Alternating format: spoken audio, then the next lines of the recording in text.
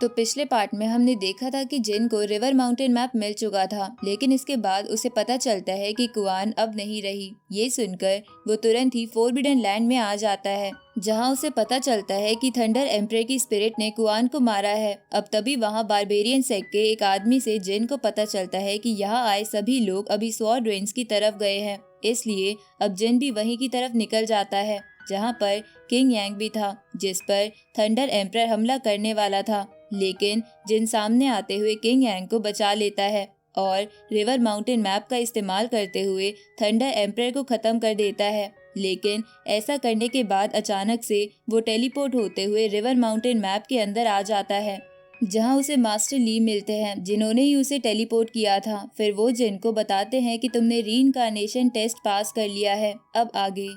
तो इस पार्ट की शुरुआत में हम देखते हैं कि अभी मास्टर ली जिन को कांग्रेचुलेशन कह रहे थे, जिस पर हैरान होते हुए जिन कहता है कि जो 50 साल मैंने यहाँ बिताए, क्या वो सब नकली थे।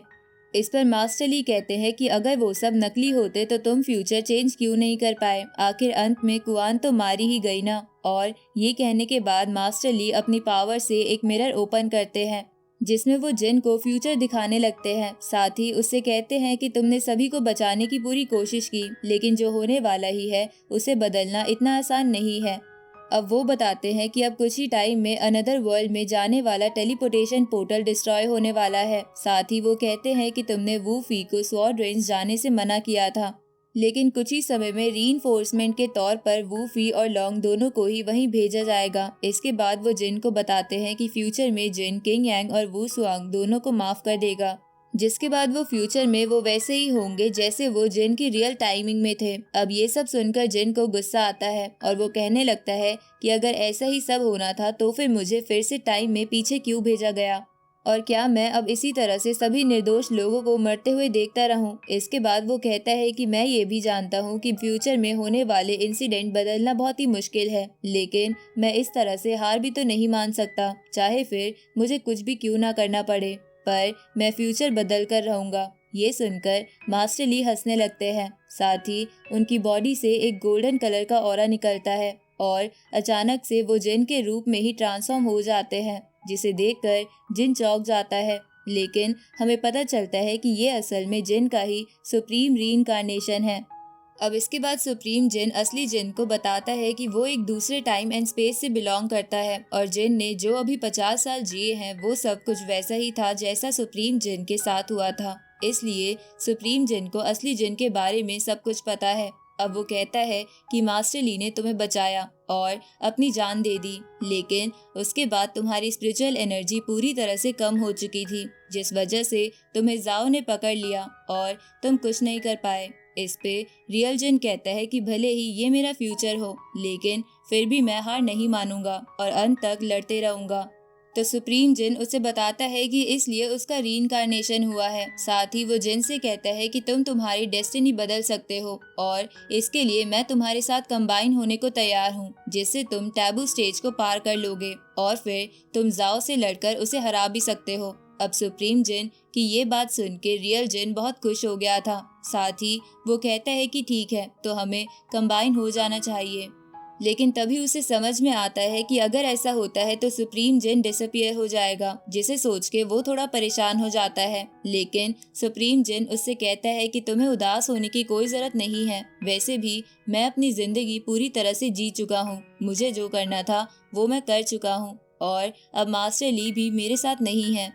साथ ही होली लैंड भी वैनिश्ड हो चुका है, इसलिए इतनी जिंदगी मेरे लिए काफी है। और इतना कहते हुए सुप्रीम जिन अपनी सारी पावर्स जिन के साथ कंबाइन कर लेता है, जिससे जिन की पावर बहुत ही ज्यादा बढ़ जाती है और वो तुरंत ही वहां नीचे पंच मारते हुए एनर्जी को रिलीज करता है। अब थोड़ी देर बाद जिन अपनी रियल जियामू वर्ल्ड में करंट टाइमलाइन के दौरान आ जाता है, जहां जाओ अभी अपने स्पिरिचुअल बीस्ट की बॉडी में जिन के सामने खड़ा हुआ था और उसने जिन को अपनी एनर्जी से पकड़ रखा था। इसके बाद वो जिन की तरफ हमला करता है, लेकिन उसी दौरान जिन अपनी एनर्जी को रिलीज करता है, जिससे वहां बहुत ही ज्यादा एनर्जी फैलने लगी थी। साथ ही इससे जाओ का भी अटैक रुक जाता है। तो जाओ भी ये देखते हुए समझ जाता है कि जिन ब्रेक थ्रू करके टैबू स्टेज पर पहुंच चुका है, लेकिन अब इस चीज से जाओ बहुत ही ज्यादा हैरान हो गया था क्योंकि अगर सेम टाइमलाइन को देखा जाए तो अभी मोबिंग के साथ आए उसके उन दोनों साथियों से लड़ते वक्त ही जिन ने एंशिएंट एम्परर स्टेज को हासिल किया था, जिसमें उसे अभी ज्यादा टाइम नहीं हुआ था। इसके बाद जिन आगे आते हुए कहता है कि मुझे माफ करना, मैंने तुम्हें बहुत लंबा इंतजार करवाया। लेकिन जिन की बड़ी बड़ी बातों से जाओ को गुस्सा आ जाता है और वो तुरंत ही जिन की तरफ हमला करने के लिए आगे बढ़ने लगता है। इस तरफ जिन भी उससे लड़ने के लिए अपने आर्मर को एक्टिवेट करते हुए आगे बढ़ने लगता है, जिसके बाद उन दोनों में लड़ाई शुरू हो गई थी, जहां जब जाओ जिन पर हमला करता है तो जिन उसके अटैक्स को रोकने लगता है। पर जब जिन जाओ के अटैक को रोक रहा था तो जाओ देखता है कि जिन ने उसके अटैक को बहुत ही आराम से डिस्ट्रॉय कर दिया था, जिससे उसे पता चलता है कि जिन अब ज्यादा पावरफुल बन चुका है।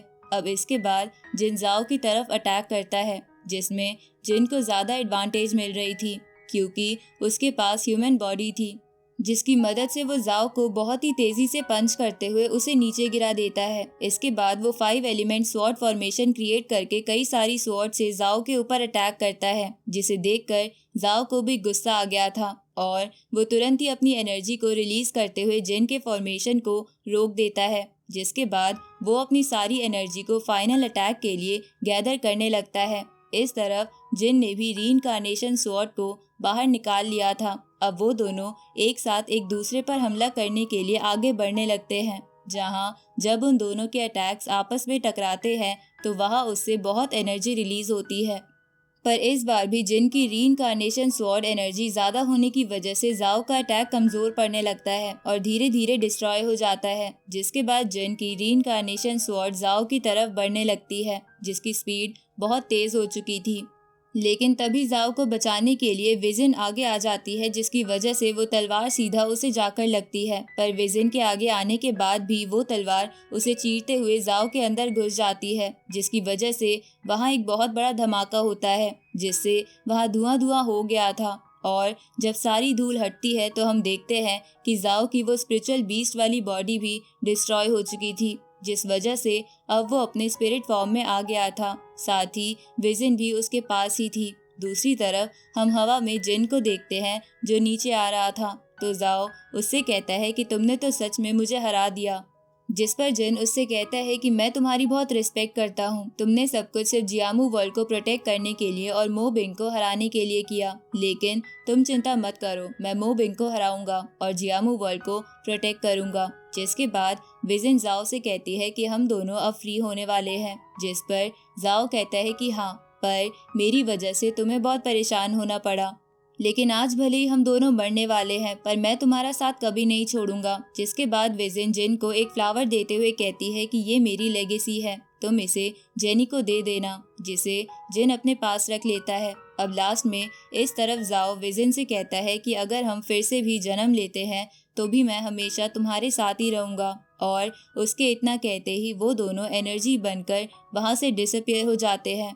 इसके बाद यहाँ से सीन शिफ्ट होते हुए न्यू जियामू वर्ल्ड में आ जाता है, जहाँ हम डिवाइन ट्री के पास देखते हैं कि अभी जेनी और बाकी सभी गर्ल्स एक टेलीपोर्टेशन पोर्टल ओपन करने की कोशिश कर रही थी, जो कि न्यू जियामू वर्ल्ड और ओल्ड जियामू वर्ल्ड को कनेक्ट कर सके, ताकि वो जिन को जाओ से बचा ले। लेकिन उन्हें इस चीज में बहुत प्रॉब्लम हो रही थी, जिससे उन्हें लगता है कि वो ऐसा कर भी पाएंगे या नहीं। पर तभी जेनी सभी से कहती है कि भले ही हमें स्पेस के लॉस के बारे में नहीं पता, लेकिन हम कोशिश किए बिना हार नहीं मानेंगे। तभी अचानक से उनके उस फॉर्मेशन में एनर्जी बहुत ही तेजी से बढ़ने लगती है और तभी जिन उनके सामने आ जाता है, जिसे देखकर वो सब बहुत खुश होते हैं। अब जब जिन नीचे आता है तो वो सभी उसके पास आ जाती है और जिन से कहती है कि सेक्ट मास्टर आप वापस लौट आए। इस पर जिन कहता है कि मैं कहाँ जाने वाला था, मुझे तो यहाँ आना ही था। लेकिन तभी अचानक से जेनी उसके करीब आते हुए उसे गले लगा लेती है, जिससे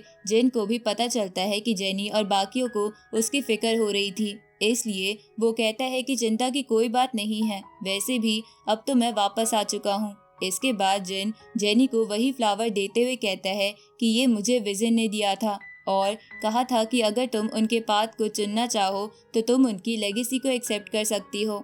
इस पर जेनी कहती है कि मास्टर, विजन और उनके साथियों ने सब कुछ सिर्फ जियामू वर्ल्ड को प्रोटेक्ट करने के लिए किया था, इसलिए वो उसके पाथ को जरूर एक्सेप्ट करेगी। अब इसके बाद वो वहाँ हवा में जाकर उनकी लेगेसी यानी कि उस फ्लावर को एक्टिवेट करते हुए उसकी एनर्जी को इनहेल करना शुरू कर देती है, जिस दौरान वहाँ पर एक याओची फॉर्मेशन बनता है जो कि बहुत पावरफुल था, जिसे देखकर जिन बोलता है कि ये याओची फॉर्मेशन है। विजन को बहुत अच्छी तरह से याओची टेक्निक्स आती थी, इसका मतलब जरूर वो याओची की मदर होंगी। अब जेनी ने उस एनर्जी को पूरी तरह से एब्जॉर्ब कर लिया था, जिसकी वजह से वो अब टैबू स्टेज पर पहुंच चुकी थी, जिसे देखकर सारे लोग बहुत खुश हो जाते हैं। साथ ही जिन भी हवा में उड़ के जेनी का हाथ पकड़ता है, जिसके बाद वो दोनों ही टेलीपोर्ट होते हुए विजन की बनाई हुई स्मॉल वर्ल्ड में पहुंच जाते हैं। अब यहाँ आने के बाद वो दोनों एक दूसरे के बहुत करीब थे। ये देखकर जिन कहता है कि ये जगह सच में तुम्हारी तरह कितनी ज्यादा सुंदर है, और अब उसके इतना कहते ही ये पार्ट यहीं खत्म होता है।